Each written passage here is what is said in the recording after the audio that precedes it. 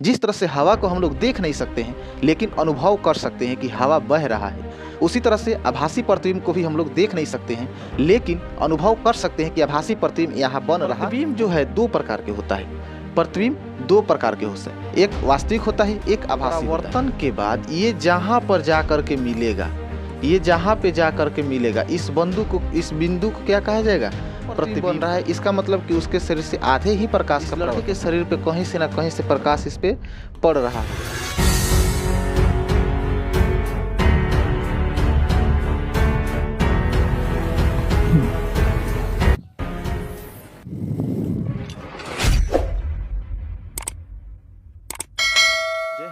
देखिए, आज के क्लास में हम लोग प्रतिबिंब पढ़ेंगे, ठीक है। फिजिक्स का आज के क्लास में हम लोग क्या पढ़ेंगे? प्रतिबिंब। प्रतिबिंब को इंग्लिश में इमेज कहा जाता है। प्रतिबिंब को इंग्लिश में क्या कहा जाता है? इमेज कहा जाता है। इमेज का मतलब होता है छाया, प्रतिबिंब का मतलब होता है छाया। जैसे जब हम लोग दोपहर के समय में जब बाहर निकलते हैं तो सूर्य के प्रकाश पड़ता है हम लोगों के शरीर पे और हम लोगों की छाया जो है पृथ्वी पर बनता है। तो जो छाया बनता है उसी को क्या कहा जाता है? प्रतिबिंब कहा जाता है। उसी के बारे में आज हम लोग पढ़ेंगे कि प्रतिबिंब क्या है, कितने प्रकार के होते हैं। इस प्रकार में वास्तविक प्रतिबिंब और आभासी प्रतिबिंब को पढ़ना है। यह किस प्रकार से आभासी होता है, किस प्रकार से वास्तविक होता है, ये सब हम लोग देखेंगे, ठीक है। तो देखिए, प्रतिबिंब क्या है? तो जब प्रकाश किसी भी वस्तु पे पड़ता है और उस वस्तु से परावर्तन होता है, परावर्तन के बाद वह जहाँ मिलता है उस वस्तु का वह क्या होता है? प्रतिबिंब होता है, ठीक है। जैसे देखिए इधर ये है एक हमने इमेज लिया हुआ है। इस इमेज में अगर देखा जाए तो यहाँ ये दर्पण में बना हुआ है, ये इमेज दर्पण में बना हुआ है, जबकि ये रियल में कोई लड़का इधर खड़ा है। तो अब इसमें देखेंगे कि प्रतिबिंब किस प्रकार से बन रहा है। तो देखिए, ये लड़का जो खड़ा है इसमें इस लड़के के शरीर पे कहीं से ना कहीं से प्रकाश इस पे पड़ रहा होगा। इस लड़के के शरीर पे कहीं से ना कहीं से प्रकाश इस पे पड़ रहा होगा। अब ये जो प्रकाश इस पे पड़ रहा है, ये जो प्रकाश इस पे पड़ रहा है, अब यह प्रकाश परावर्तन होने के बाद यह दर्पण पे पड़ रहा होगा। यह प्रकाश परावर्तन होने के बाद यह कहाँ पड़ा? दर्पण पे पड़ा होगा। अब देखिए, प्रतिबिंब जो भी है यह एक प्रकाश से कभी नहीं बनती है। हम यहाँ पे आपको एक प्रकाश ही दिखा रहे हैं, ये प्रकाश हम सिंगल दिखा रहे हैं या बता रहे हैं, लेकिन एक प्रकाश से प्रतिबिंब कभी नहीं बनती है। हमेशा प्रतिबिंब, पूरा प्रतिबिंब अगर बन रहा है मतलब पूरे बॉडी से प्रकाश का परावर्तन हो रहा है अथवा आधा। अब ये जो प्रकाश इस पे पड़ रहा है, ये जो प्रकाश इस पे पड़ रहा है, अब यह प्रकाश परावर्तन होने के बाद यह दर्पण पे पड़ रहा होगा। यह प्रकाश परावर्तन होने के बाद यह कहाँ पड़ा? दर्पण पे पड़ा होगा। अब देखिए, प्रतिबिंब जो भी है यह एक प्रकाश से कभी नहीं बनती है। हम यहाँ पे आपको एक प्रकाश ही दिखा रहे हैं, ये प्रकाश हम सिंगल दिखा रहे हैं या बता रहे हैं, लेकिन एक प्रकाश से प्रतिबिंब कभी नहीं बनती है। हमेशा प्रतिबिंब, पूरा प्रतिबिंब अगर बन रहा है मतलब पूरे बॉडी से प्रकाश का परावर्तन हो रहा है अथवा आधा प्रतिबिंब बन रहा है, इसका मतलब कि उसके शरीर से आधे ही प्रकाश का परावर्तन हो रहा है। जैसे यहाँ देखिए, जैसे कहने का क्या मतलब है कि यहाँ पे लड़के का, यहाँ देखिए, आधा ही शरीर दिख रहा है, आधा ही शरीर दिख रहा है इस आईने में। तो आधा ही शरीर किस तरह से दिख रहा है? तो जब तक प्रकाश इसके शरीर पे जिस भाग से पड़ करके परावर्तन हो रहा होगा उस भाग का प्रतिबिंब यहाँ बन रहा है। जैसे यहाँ देखिए, यहाँ तक बन रहा है। कहने का मतलब है कि इतना बॉडी इसका बन रहा है प्रतिबिंब, इसका मतलब कि इसके प्रकाश का परावर्तन यहाँ से लेकर के इसके ऊपरी हिस्सा से परावर्तन हो रहा है, निचली हिस्सा से परावर्तन होकर के आईने पे नहीं पड़ रहा है। क्योंकि ये साइड में ये क्या है? मिरर है, ये आईने है, ये दर्पण है। तो अब इस दर्पण पे अगर पूरा प्रतिबिंब बनाना है तो इसके लिए इसका पूरा प्रकाश का परावर्तन जो हो रहा है वो पूरा का पूरा इस पे पड़ना चाहिए, ठीक है। तो आइए देखते हैं प्रकाश का परावर्तन के माध्यम से प्रतिबिंब का निर्माण कैसे होता है। तो देखिए, प्रतिबिंब कहते किसको है?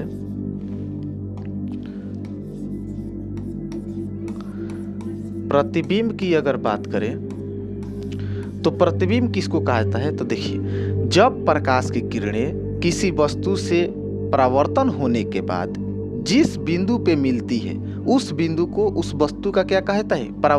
प्रतिबिंब कहा जाता है। जैसे देखिए, मान लीजिए ये कोई एक वस्तु हो गया, ये कोई एक वस्तु हो गया। अब इस पर से बाहर से कहीं प्रकाश पड़ रहा है, इस पर से बाहर से कहीं प्रकाश पड़ रहा है। अब इस प्रकाश के परावर्तन के बाद ये जहाँ पर जा कर के मिलेगा, ये जहाँ पे जा कर के मिलेगा, इस बिंदु को क्या कहा जाएगा? प्रतिबिंब कहा जाएगा। इसको क्या कहा जाएगा? प्रतिबिंब कहा जाएगा। अब यह प्रतिबिंब किसकी होगी? तो इस वस्तु की होगी। यह प्रतिबिंब किसकी होगी? तो इस वस्तु की होगी। तो हम लोग इसको कह सकते हैं इस तरह से, इसको अगर डिफाइन करना हो तो हम लोग इसको इस तरह से डिफाइन कर सकते हैं कि प्रतिबिंब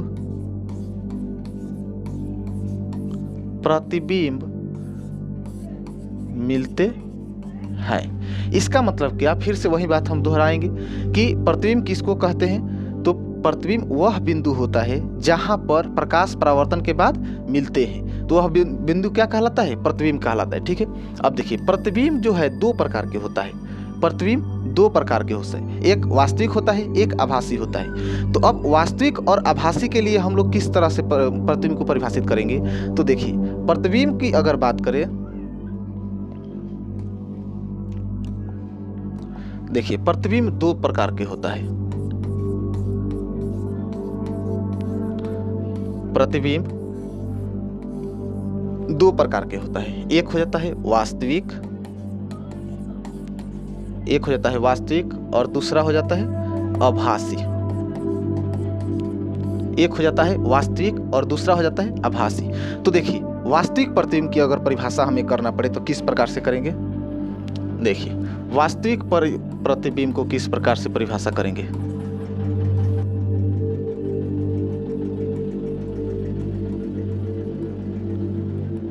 वास्तविक प्रतिबिंब को हम लोग किस प्रकार से परिभाषित करेंगे?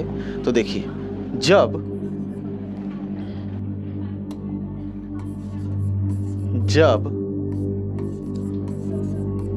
प्रकाश की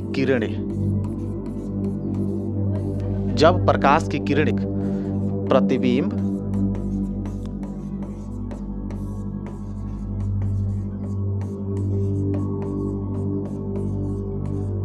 कहा जाता है। तो देखिए, वास्तविक प्रतिबिंब किसको कहा जाता है? तो जब प्रकाश की किरणें किसी वस्तु से टकराकर परावर्तन के बाद जिस बिंदु पर वास्तव रूप में मिलती है उसे वास्तविक प्रतिबिंब कहा जाता है। अब वास्तव रूप और आभासी रूप कहने का क्या मतलब है? तो देखिए, इधर वास्तव रूप कहने का मतलब है कि ये देखिए, ये कोई वस्तु है, इस वस्तु से यहाँ पे प्रकाश वास्तव रूप में मिल रही है, यहाँ से प्रकाश वास्तव रूप में मिल रही है। ये वास्तव रूप में कहने का क्या मतलब है? तो देखिए, वास्तविक प्रतिबिंब को हम लोग पर्दे पर प्राप्त कर सकते हैं। वास्तविक प्रतिबिंब को हम लोग पर्दे पे प्राप्त कर सकते हैं, पर्दे पर प्राप्त किया जा सकता है, किया जा सकता है। वास्तविक प्रतिबिंब को पर्दे पे प्राप्त किया जा सकता है। और इसका सबसे अच्छा उदाहरण है जो हम लोग टीवी भी देखते हैं, पर्दे पे जो देखते हैं हम लोग, वो क्या होता है? वास्तविक प्रतिबिंब होता है। वो सब क्या होता है? वास्तविक प्रतिबिंब होता है। वो जो कैमरे से शूट किया हुआ रहता है, या आप लोग जो अभी हमको देख रहे होंगे अपने मोबाइल पे, ये क्या होता है? ये वास्तविक प्रतिबिंब होता है। ये कैमरे के रियल प्रकाश के परावर्तन के कारण कैमरे पे वास्तविक प्रतिबिंब बनता है। ठीक है। तो देखिए, वास्तविक प्रतिबिंब को कहाँ प्राप्त किया जा सकता है? पर्दे पे प्राप्त किया जा सकता है। इस तरह से देखिए, आप इसको भी देख सकते हैं। इसमें ये जो प्रकाश है, ये वास्तव रूप में यहाँ पे जाकर के मिल रहे हैं। यहाँ पे जो है ये वास्तव रूप में जाकर के मिल रहे हैं। इस तरह से इनको हम लोग वास्तविक प्रतिबिंब कहेंगे। और अगर बात करें आभासी प्रतिबिंब की, तो देखिए, आभासी प्रतिबिंब की अगर बात करें तो आभासी प्रतिबिंब भी सेम इसी तरह से बनता है। आभासी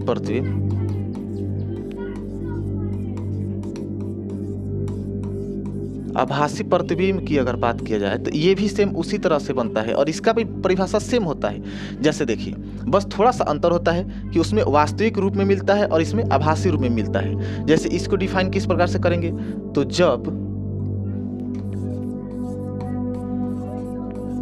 जब प्रकाश की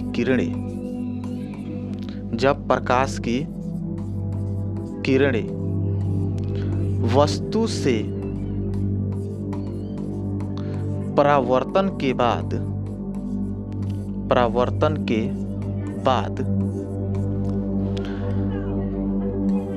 आभासी रूप से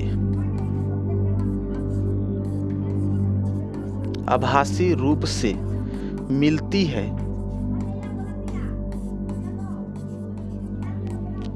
या मिलती हुई प्रतीत होती है।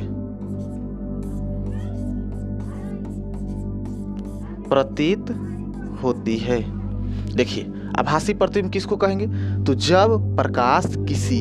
जब प्रकाश की किरणें वस्तु से परावर्तन के बाद आभासी रूप से मिलती है या मिलती हुई प्रतीत होती है, तो इसे हम लोग कौन सा प्रतिबिंब कहते हैं? आभासी प्रतिबिंब कहते हैं। अब इसको अगर बात किया जाए तो इसे पर्दे पे नहीं उतारा जा सकता है।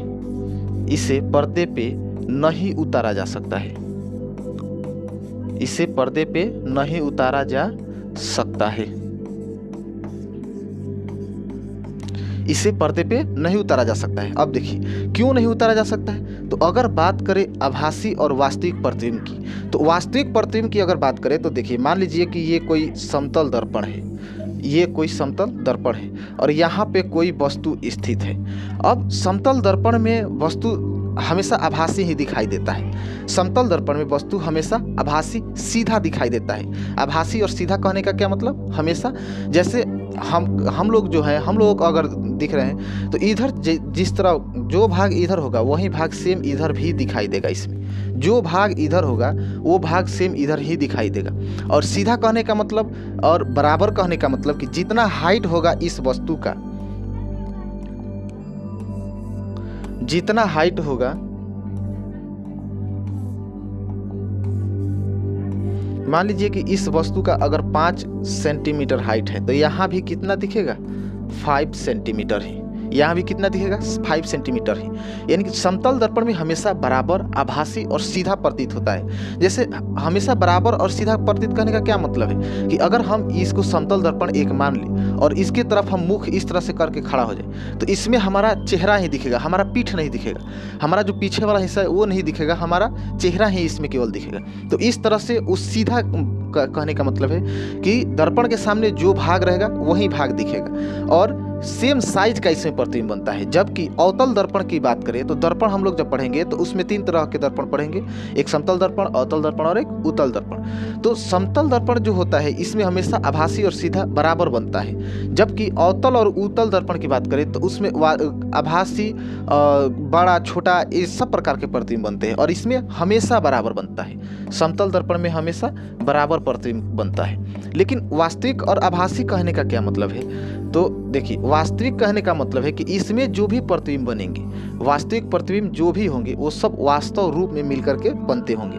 जैसे देखिए, ये मान लीजिए कोई वस्तु है और इस पर प्रकाश पड़ रहा है कहीं से बाहर से। अब इस पर से परावर्तन के बाद जो किरणें जहाँ जा करके मिलेगी वास्तव रूप में जहाँ मिलेगी, इसको हम लोग क्या कहेंगे? इसको हम लोग प्रतिबिंब कहेंगे।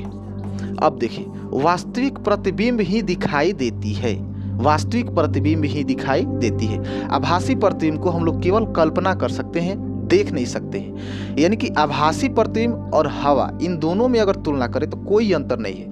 जिस तरह से हवा को हम लोग देख नहीं सकते हैं लेकिन अनुभव कर सकते हैं कि हवा बह रहा है, उसी तरह से आभासी प्रतिबिंब को भी हम लोग देख नहीं सकते हैं लेकिन अनुभव कर सकते हैं कि आभासी प्रतिबिंब यहाँ बन रहा होगा। जैसे वास्तविक प्रतिबिंब को हम लोग जिस प्रकार देख सकते हैं उस प्रकार कह सकते हैं। जैसे ये मार्कर ही है, पेन ही है, इस पेन को हम लोग देख सकते हैं तो इसका वास्तविक प्रतिबिंब हम लोग कह सकते हैं कि इसका वास्तविक प्रतिबिंब बन रहा है। लेकिन अगर इसी पेन का आभासी प्रतिबिंब बने तो हम लोग आभासी प्रतिबिंब को नहीं देख सकते हैं लेकिन ये कह सकते हैं कि यहाँ हो सकता है। जैसे अगर बात करें तो मान लीजिए कि ये कोई वस्तु है और इसका कहीं आभासी प्रतिबिंब बन रहा है, प्रकाश आ रहा है और इधर कहीं जा करके आभासी प्रतिबिंब बन रहा है। अब तो आभासी प्रतिबिंब अगर बनेगा तो हम लोग इसको देख नहीं सकते, अनुभव कर सकते हैं कि इसका प्रतिबिंब यहाँ पर बन सकता है या बनता होगा, केवल अनुभव कर सकते हैं। इसलिए इसे हम लोग क्या कहते हैं? आभासी प्रतिबिंब, यानी आभास करना।